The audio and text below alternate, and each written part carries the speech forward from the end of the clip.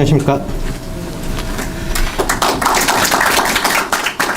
네, 오늘 발표하게 된 황운영이라고 합니다. 저는 학부도 석사도 여기 출신이 아닌데요. 박사 때 이승윤 밑에서 배우게 되면서 다행스럽게도 지난 학기에 교수님께서 박사학위를 주시면서 졸업을 시켜주셨습니다. 그래서 다시 한번 감사드리고요. 오늘 발표 간단하게 진행하도록 하겠습니다.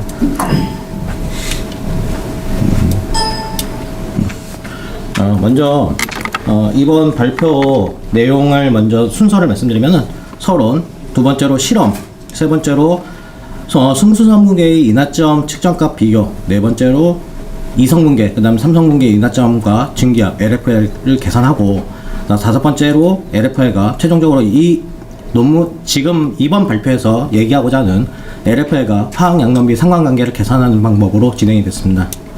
먼저 서론인데요. 이번에 제가 연구했던 거는 크실렌이라고 하는 물질입니다. 그래서 보시면 크실렌은 이제 기본적으로 조금다가 이 벤젠고리에 메틸기를 두 개씩 붙이고 있는 그런 물질입니다. 다만 이런 것들이 문제는 이 메틸기 위치에 따라서 결국 이제 다른 성상을 갖게 되는 이성지체가 세 개가 존재하게 되고, 이성지체의 위치, 이 메틸기 위치에 따라서 오르소크실렌, 메타크실렌, 파라크실렌 이 세 가지로 분류가 됩니다.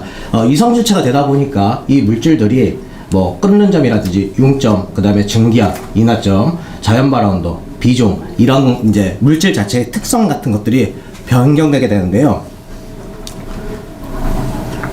이것들을 일단 인하점을 실험하기 위해서 세 개의 물질을 준비를 하고 했습니다. 다만 이제 순도는 보시면은 오르소크실렌 같은 경우에 98%, 메타크실렌 같은 경우에 99%, 그 다음에 파라크실렌 같은 경우에 98.5%로 거의 이제 순수성이 높고 실험 결과에 크게 영향을 주지 않을 정도의 순수한 성분을 갖고 있기 때문에 이런 것들을 했고요. 이 세 가지 물질을 이제 순수 물질로 실험도 하지만은 또 한 가지는 이런 크실렌들이 두 개 또는 세 개가 서로 섞여 있는 이런 경우가 있을 수 있기 때문에 이런 것들을 부피 분율로 10%씩 차이를 두고 혼합을 시켰더니 총 67가지 이제 종류가 생성됐습니다. 이제 부피 분율 변경에 따라서 총 67가지에 관해서 인하점을 실험을 했고요. 다음으로 실험 기준으로는 국내 KS 기준인 KSM 2010 기준이 있고요. 그 다음에 마찬가지로 국제적으로 통용되고 있는 미국의 ASTM 기준인데요. D56-05 기준을 적용시켰습니다. 모두 다 그 태그 밀폐식 장치에 대한 실험 기준이 되겠고요. 측정 횟수인데요. 원래 KS 기준이라든지 ASTM 기준 같은 경우에는 3회를 실험하고 이 3회 실험에 대한 측정 값들의 평균값을 인하점으로 하라고 돼 있습니다만 조금 더 실험의 정확성, 그러니까 측정 기구라는 게 조건이 약간만 바뀌어도 인하점이 달리 측정되는 이런 문제들이 있기 때문에 좀 더 정확한 측정을 위해서 최종적으로 한 시료당, 그러니까 총 67개 시료당 개당 5번씩 실험을 해서 그거에 대한 평균점을 이번 인하점의 물질의 인하점으로 규정을 했습니다. 다음으로 이제 인하점 실험기 측정기 재원인데요. 한국 제조사 거고요. 여기서 뭐 다른 부분은 말씀드릴 필요 없이 실험 규격을 이제 ASTM하고 그 다음에 KS 규격 이 두 가지를 모두 다 만족하고 있다라는 거를 확인시켜 드리면 될 것 같고, 대략적인 실험 방법은 테스트컵 샘플에다가 제가 이제 미리 조합을 해놓은 이런 시료들을 집어를 넣고 실험을 하게 되면은 밑에서 물을 공급시켜주고 이 베스, 그러니까 욕조 같은 데서 안에다 이제 중탕 방식으로 가열을 하게 되는데 이 부분에서 가열이 이루어지면서 여기에 있는 온도 측정 기구를 통해서 디스플레이 상에 지금 현재 몇 도라는 식의 이렇게 표현이 나오도록 이렇게 되어 있습니다. 그리고 이제 그런 걸 이제 욕조에 있는 물을 달궈주기 위해서 연료인 부탄이 들어가고 거기에 맞춰서 이제 공기가 또 공급이 돼야만 연소가 되기 때문에 이러한 공기가 같이 혼합돼서 이것들을 달궈주게 되어 있습니다. 그리고 실험이 끝나면은, 측정이 끝나면은 그 안에 달궜던 물을 빼내는 방법으로 다시 이제 실험을 하는 방식으로 구성이 되어 있습니다. 그래서 그렇게 해서 측정한 결과인데요. 일단 제가 이번에 실험에서 측정한 이제 순수 성분계에서 측정 결과인데, 이 지금 보시면 플래시 포인트에 대해서 실험치가 이쪽에 제일 우측에 표현되어 있고, 그 앞쪽에는 기존의 동일한 물질에 대해서 각각 자료에 대한 인하점 값이 이렇게 지금 같이 명시되어 있습니다. 근데 여기서 보시면은 오르소크 실렌 같은 경우에는 기본적으로 MSDS나 ICSC, NFPA, 랭가 여기서는 전부 다 32도로 표현하고 있고요. 시그마에서만 32.2도씨로 거의 유사한, 그리고 이번 실험값은 32.3도씨로 해서 거의 뭐 큰 차이가 없는 정도의 값 변화를 보이고 있는데, 마찬가지로 파라크 실렌 같은 경우에는 모든 실험 문헌값이 다 27도씨였고 이번 측정한 것도 27도씨로 똑같이 표현이 되어 있습니다. 다만 여기서 위에 보실 거는 메타크실렌의 경우인데요. 메타크실렌 같은 경우에는 MSDS나 ICSC, NFPA에서는 27도씨로, 그 다음에 랭가와 시그마에서는 25도씨로 표현하고 있는데 금의 측정에서는 25.1도씨로 측정이 됐었습니다. 그래서 약간 기존 문헌에서도 서로 차이를 보이고 있고요. 이번 실험에서는 오히려 랭가와 시그마 쪽에 좀 더 가깝게 측정이 됐다라고 말씀드릴 수 있습니다. 다음으로 인하점 측정한 부분을 이제 혼합 물질에서 실험하기 위해서 이게 많이 좀 이상하게 나왔네요.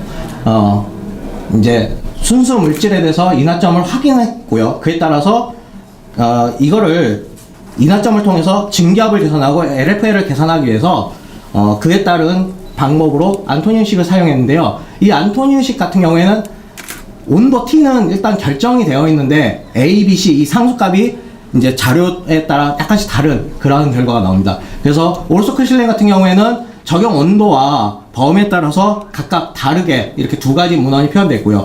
메타크 실렌도 두 가지로 표현되어 있고, 특히 파라크 실렌 같은 경우에는 네 가지 정도로 이렇게 표현이 되어 있었습니다. 다만 하나 차이가 있다라면은 오르소크 실렌과 메타크 실렌 같은 경우에서는 지금 어차피 제가 측정하고자 하는 거는 인하점에서의 값을 측정하는 거기 때문에 이 인하점을 절대 온도 단위로 바꿨더니 지금 여기 빨간색 칸 안에 표현되어 있는 이 정도로 표현이 되고요. 이것들에 해당하는 것들이 오르소크 실렌과 메타크 실렌 같은 경우에는 조건이 한 가지밖에 없었는데, 파라크 실렌 같은 경우에는 두 가지가 여기에 해당이 되는 그런 문제가 있었습니다. 그래서 두 가지에 대해서 각각 증기압을 계산을 해봤더니 큰 차이는 없었고요. 특히나 두 가지 측정한 두 가지의 경우를 다 계산했을 때 오차가 0.00004바, 즉 거의 뭐 차이가 없는 걸로 봐도 무방할 정도의 것이었기 때문에 이번 계산에서는 그 좀 더 적용 온도 범위가 넓은 그러한 상수를 다 적용을 시켰습니다. 그래서 측정한 측정된 시료에 따라서 측정된 인하점 값이고요.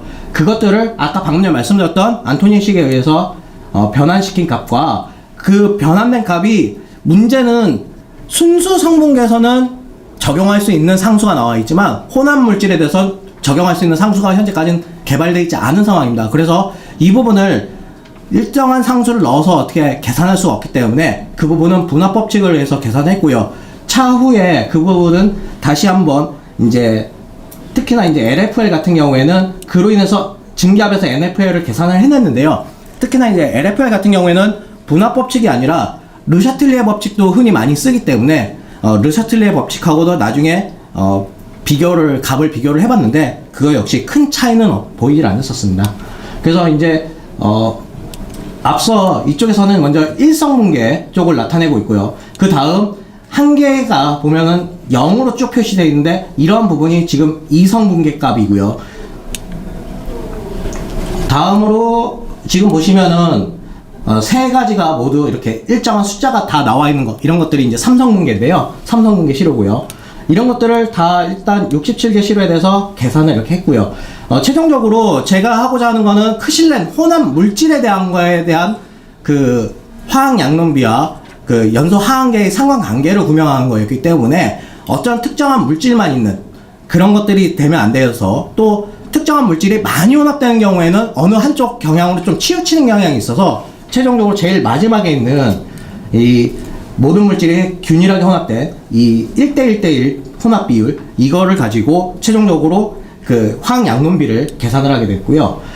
그렇게 해서 일단은 크실렌에 관해서 완전 연소 반응식은 뭐 잘 알고 계시니까 설명은 안 드리고 이러한 계산이 되는데, 문제는 이 값이 결국에는 CST를 계산할 수 있고요. 이 값에서 그대로 인용해서 CST를 계산했고, 다만 공기 중 산소는 뭐 정확한 비율로는 21%가 아니고 좀 약간 차이는 있습니다만은 계산 편의를 해서 21%로 가정해서 산정을 했고요.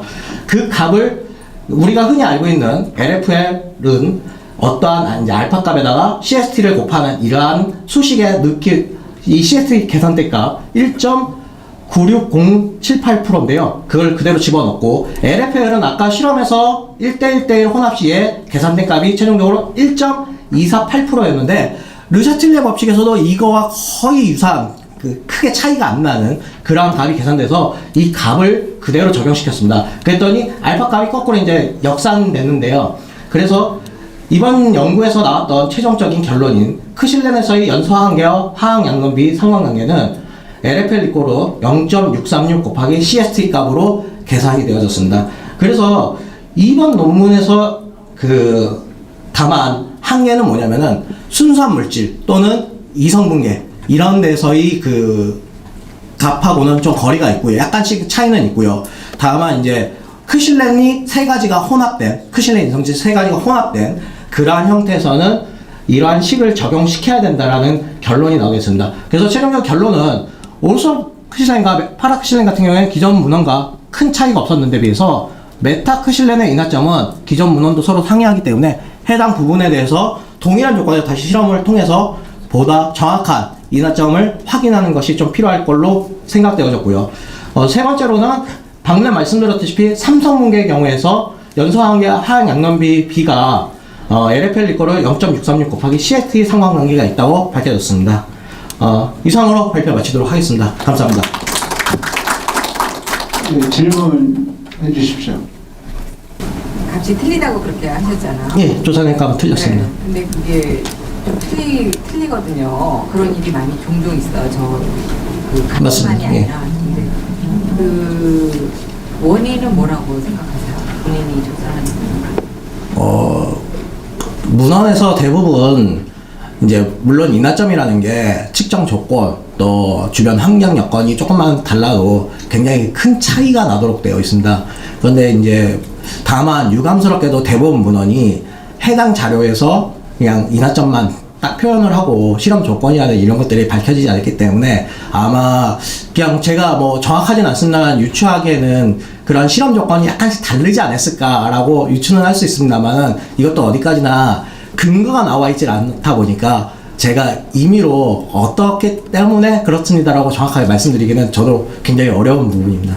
이 값에서 지금 실험에서 이제 값이 이렇게 딱 나오셨잖아요. 그러면 저게 몇 번 정도 실험해서 한 거 아니고 표준 편차 이런 것들은 뭐 거의 없나요? 아니면? 예, 그 부분 말씀드리겠습니다. 원래 아까도 잠깐 설명드렸다시피 원래 여기서 잠깐 설명드렸었는데요. 국내 KS 기준과 그 다음에 ASTM 기준에서는 총 3회를 기준으로 실험을 해서 그에 따른 평균값, 측정에 대한 평균값을 인하점으로 규정하도록 되어는 있습니다. 그런데 잠깐 말씀드렸지만 그보다는 조금 더 정확성이 좀 떨어질 수 있기 때문에 5회 이번에 측정을 해서 평균값으로 적용을 시켰고요. 저는 그리고 또 한 가지는 일단은 말씀하신 사항에 대해서는 그 정도면 답변이 되지 않았을까 생각합니다. 예. 또 질문 해주시죠. 네. 예. 이성질체라고 하면 말 그대로 성질이 다른 부분으로 봐야 되는데 구조 이성질체라고 해서 이 세 가지 오르토 멘타 파라 이성질체를 굳이 세 가지를 섞어서 사용하는 예가 많나요? 예, 답변 드리겠습니다. 일반적으로 크실렌이 현재 국내에서 가장 많이 사용되는 건 파라크실렌이 가장 많이 사용되고요. 왜냐면 페트나 고무류 제조에서 특히 많이 사용하기 때문에 파라크실렌 사용량이 압도적이고 대부분 연구가 파라크실렌에 많이 치중되어 있는 현실입니다. 다만 크실렌 자체로 아예 규정을 하고 있는 물질들도 있습니다. 이런 것들은 이제 메타크실렌, 파라크실렌 이런 것들을 구별하지 않고 혼합해서 사용하는 경우가 있기 때문에 이런 부분에 대한 이제 파라크실렌은 어떻게 보면은 가장 많이 사용하기 때문에 가장 많은 연구가 이루어져서 그런 것보다는 이렇게 좀 덜 연구가 됐던 그런 부분을 찾다 보니까 이제 크실렌들 이성질체가 모두 섞여 있는 것들을 연구하게 됐습니다. 예. 또 질문 많이 해주시고 시간이 많이 남아가지고요. 많이 해주세요. 빨리 쉬시라고 좀 빨리 말을 끊는데. 예. 네, 아니 아까 그 교수님께 공 교수님께서 질문하신 거에 좀 플러스 알파인데요. 이게 실험을 5번을 하셨는데 그 5번의 포주 편차 이 값의 위 아래는 어느 정도 차이가 많이 났었습니까? 아, 예, 말씀드릴게요. 그 실험 기구 제조사에서 제시하는 지시체에 보면은 온도가 플러스 마이너스 1도씨 이상 벗어나면은 그거는 실험 측정 결과 잘못됐다라고 표현되어 있고요. 따라서 실험 측정 결과가 1도씨 최대 1도씨까지는 났었고요. 보통은 0.5도씨 아니면은 반복 실험했을 때 똑같거나 그런 경향 정도로 나왔고요. 다만 하나 미리 분명히 말씀드릴 수 있는 거는 이 실험 기구가 0.5도씩 이렇게 승원하게 돼 있거든요. 국내든 해외든 기준 자체가 0.5도씩 그러니까 그렇게 올라가도록 되어 있기 때문에 실험 기구에서 측정된 값은 그러니까 처음 측정한 거와 두 번째 측정한 게 0.5도씨 아니면 1도씨 이런 식의 차이는 있었습니다. 다만 이번 실험에서 하나 추가적으로 더 답변 드리고 싶은 부분은 실험 기구가 예? 죄송합니다. 예, 옆에 있는데 여기서 뭐라고 하신 줄 알고 예. 순간 당황했습니다. 예. 하나 추가적으로 더 말씀드리고 싶은 거는 실험기구 제조사에서 지시한 걸로는 맨 처음에 이제 본 실험을 하기 전에 예비 실험을 하도록 되어 있었고요. 그 예비 실험은 실험 물질을 뭘로 쓰자면 공교롭게도 이번에 제가 실효로 했던 이 파라크실렌을 기준으로 실험을 했을 때 27도씨에서 플러스 마이너스 0.5도씨 정도를 벗어나지 않는 전제 조건이면은 실험기구가 적정하다라고 명시가 돼 있어서 먼저 이 전체적인 실험을 하기에 앞서서 항상 파라크실렌을 먼저 한번 실험을 한 이후에 그래서 27도씨 정도가 나오는가 확인한 이후에 실험을 했기 때문에 그렇다는 거 정도까지만 답변을 드리겠습니다. 예. 마지막으로 하나 조언은 그러니까 유효 숫자를 사용하실 때 좀 조심해 주셨으면 좋겠다라는 생각이 들고요. 그러니까 오차가 최대 1도 정도는 충분히 있을 수 있다라고 했을 때 맨 마지막에 제출하는 뭐 유효 숫자가 몇이고 뭐 0.653인가 뭐 좀 되는데 그러면 유효 숫자가 한 2개 정도까지가 현실적이지 않을까 실험장에서 이야기할 수 있는 숫자로는. 그래서 유효 숫자를 한번 검토해 보십시오라고 말씀드리겠습니다. 네, 알겠습니다. 그럼 다시 한번 확인해 보도록 하겠습니다. 예. 네, 발표해 주신 우리 황 기수님께 큰 박수 부탁드리겠습니다.